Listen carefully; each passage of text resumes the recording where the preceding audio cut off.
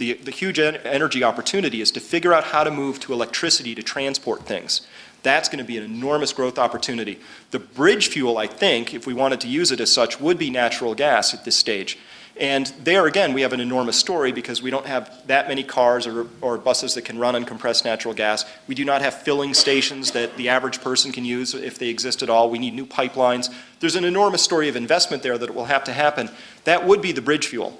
In the meantime, what we have to do is get a new story in mind, which is that our job is not to grow as fast as possible, meaning figure out how to put more resources through the economic engine as fast as possible. We'll have to shift our story to one of stewardship, which was implied in your question. We're going to use our remaining resources wisely to have the most disruption-free transition from point A to point B, and that's something we absolutely could do, but will we is another question. Yeah, hi, a very good presentation, and my fear is as well that we might face this kind of future, but there are some people who think that there are just some interests who the big oil companies just don't want to sell the oil at a lower price, and so that they hold back some of the oil. So my question is, do you think that perhaps the abiotic oil theory from the Russians invented in the 50s, that there might be possibly, I hope that there is some way out, and that it's really the story is that the oil is held back just to achieve higher prices, but the prices in real terms in gold are not higher from oil compared to 30 years ago. Right, so the question first, is there some sort of a conspiracy to hold oil production back? And the answer to that is no, as far as I'm concerned. And here we can look at, most oil now is nationalized. Very, very little of it still exists with major corporations which could independently make that decision. So now we have to believe that Mexico is purposely throttling back its production from the Cantarell field and from its other fields. And Mexico derives 40% of its government revenues from the export skim that they take off of their oil. And they are collapsing at an incredible rate, and it's starting to create enormous difficulties on the funding side for the whole Mexican government. So we have to believe the Mexican government has said, you know, what we're going to do is we're going to really skate right up to the brink of disaster politically in order to hold oil back from the market because we think we can get a better price later. That's an unthinkable concept, I think, at the level we're talking about. Norway, a very different political model than Mexico, facing enormous collapses of 8, 9, even 11% per year, depending on which fields we're talking about. And so we would have to believe that of the 45 countries that are now producing less than they used to, that they've all decided together to do that on purpose. And that just seems like an unthinkable concept to me because it means that everybody has to be in on that story somehow. And there's so much self-interest in not being part of that story. There's so much self-interest to, if you've got it, pump it. Oil is over $100 a barrel on the world market today. It's an incredible price by historical standards. I have every confidence that those who have it and can pump are pumping pretty much as hard as they can. And so, that's a story that I think is pretty much true. The abiotic theory, if I could just, last year I went to Midland, Texas, which is right in the Permian Basin of Texas, and they've got the oil museum there, which is the Louvre of oil museums. I mean, it's gorgeous. And I wish I could take people there because they have this full mock-up, a room you walk into, which just has all the strata of all the rocks, and they show you where the oil-bearing layers are, and they've mapped it down to within the nearest 10,000 years in this band that stretches back 80 million years. And they show you that the conditions were right in this one band for biotic oil, for biological oil to form. And for somebody who wants to believe this is not biological in origin, you have to explain how this sandwich of oil got there with no oil below and no oil above. It had to magically get into this one spot. And it's just very obvious from all sorts of compelling data that biologic oil is by far the most common source of oil, even if there is some abiotic formations that do happen. And to that point, we have oil fields now that were sucked dry over 80, 90 years ago, and they've not refilled. So even if there is some magic filling mechanism, it's not relevant in the human time scale and in the time scale of the issues we're talking about. It might happen over millions of years, but we are facing a problem over the next 10 or 20 years. One question over here. First of all, thank you for your presentation. It was quite interesting. But I had a question. Your view with exponential growth of the population and a cliff on all the natural resources, haven't you been accused in the past to be a little Malthusians on your view on one side? Because if we consider that in the past there has always been a technological innovation that helped us out, I think everybody counts here on that happening in the future. And that's it. Right. So this is I think the fallacy of extrapolating recent into the future. So when Malthus penned his famous treatise in 1779 and got that out there, the world was a very different place. Couple things. First of all, he didn't have Google. So he had access to relatively poor information. Second of all, coal hadn't even begun to be exploited yet, so he didn't understand that there was a huge energy revolution coming, an industrial revolution. And so here we are, we've moved from wood to coal, coal to oil. The answer is, what's next? Big, giant, floating question mark there. And it's an open question. We have a lot of very, very intelligent people, billions of them, looking at this, and nobody has an answer for that one yet, what that next energy source is that we're going to move to. And the other thing is that in my lifetime, world population has more than doubled.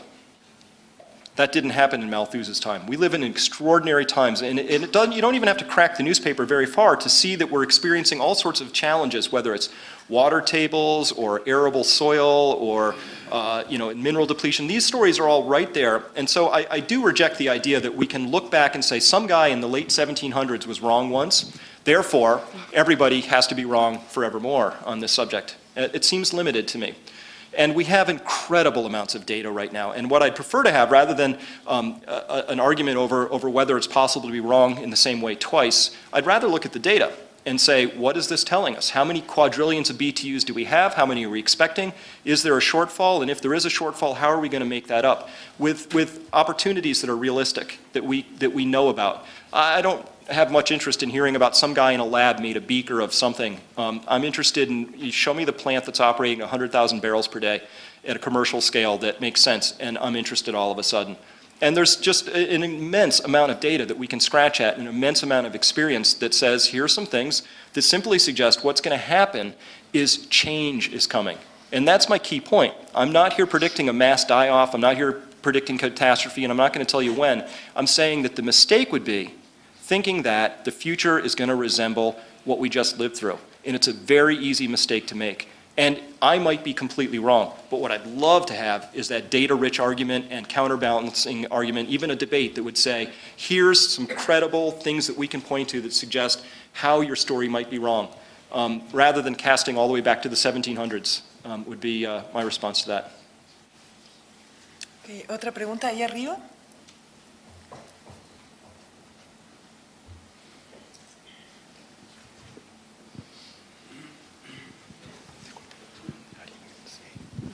Hi.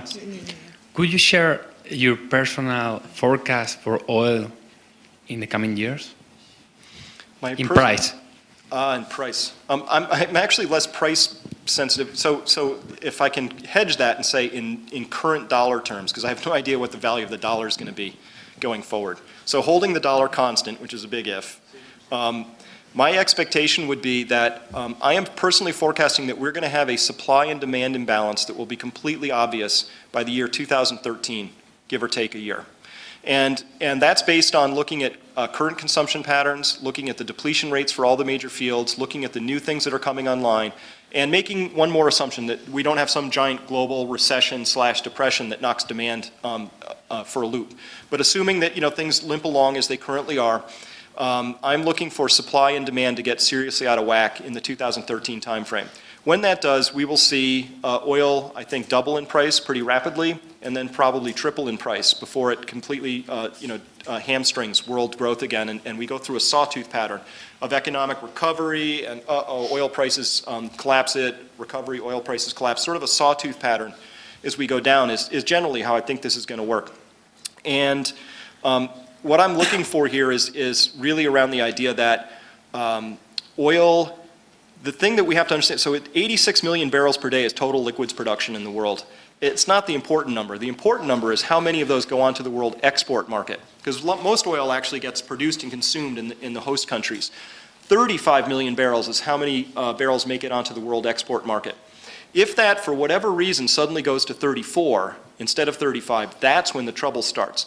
And so when I say I'm looking for a supply-demand mismatch in 2013, that's right around the time I'm expecting peak oil to be publicly recognized, not by a bunch of engineers or within certain oil majors, or even with certain countries like Sweden has a whole plan for how they're going to get off of imported oil by 2020.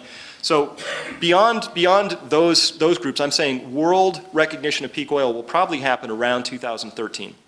And when that happens, I'm expecting at least one nation to nationalize their oil. Maybe Norway says, you know, instead of exporting 1.2 million barrels per day, we're going to keep that, and we're actually going to bring that into our own country and save that for future generations. That's all it will take to seriously spike oil prices, because oil prices are set at the margin. If we need 35 million barrels on the world export market and we have 34.9, we have a big problem, and that's when oil spikes, right there and then. You know, in 2008, when we had that oil price spike to 147 a barrel in July, that happened because for 5 out of the 6 quarters preceding that spike, world oil inventories were drawn down because we were consuming more than we were producing, even at the highest incentive ever to produce. And so that was my first wake-up call that said that's what the dynamic is going to look like. It's going to look like 2008, only next time I think it'll be more dramatic, which is why I would forecast a doubling. That is going to at least $200 a barrel.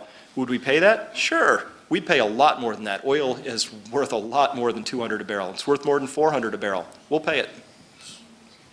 Okay, next question. Oh, hi, Chris. Thanks for your presentation. It was very informative. I just had one question. You said you're not really too concerned about electricity, but couldn't also the same thing be said about uranium, the depletion of uranium? All the Cold War uranium stockpiles have been going down the last years, and since atomic energy is one of the most efficient ways to produce electricity, all the good grade uranium nowadays is depleting. So couldn't the same thing say about electricity costs going up tremendously over the next few years? Yeah, most electricity is produced by burning coal at this point. China did something really remarkable. From 2000 to 2010, they doubled their total energy production, of which electricity was the major component. That means they were growing their electricity at about 7% per year. Startling growth. So China now consumes half the world's coal for both steel making and also for electricity production. Half. And China has 36 nuclear plants on the drawing board, and we know about, and I've had conversations with people who are in the uranium business, and they say China is busily out there trying to lock up 40-year-long contracts for the lifespan of these reactors, for all these reactors, and they're having difficulty just trying to figure out how to meet the demand for these 36 reactors, from known mines, from existing output, from all of that, because you're exactly right. About a third of all uranium that's burning right now in nuclear plants got there because of decommissioned warheads. We've been at a deficit for actual uranium production for a while. There are a lot of mines coming online. They take a long time. There's huge permitting processes, and it's very difficult to do it safely, and so it just takes time. And so there is a huge story of depletion where uranium ore grades are declining very, very steadily, and even meeting current plants that are either on the drawing board or already functioning, we can look at total world production and go, oops, there's some difficulties there. Will we be able to, right now there's maybe 440 operating nuclear reactors in the world. If we want to start using nuclear instead of oil, we might have to bring that up to, say, 3,000 or 4,000 reactors pretty rapidly, and use the electricity instead. So there's an incredible story there, and I truly believe that uranium, as we currently use it, is absolutely part of the solution, but it won't be more than a smallish part. And for anybody who's interested in investing around these ideas, that's a story that is really worth your time to look into. What do you think about shale gas? Could it help to postpone the collapse of the system, or because the development in shale gas is quite? Yeah, shale gas is a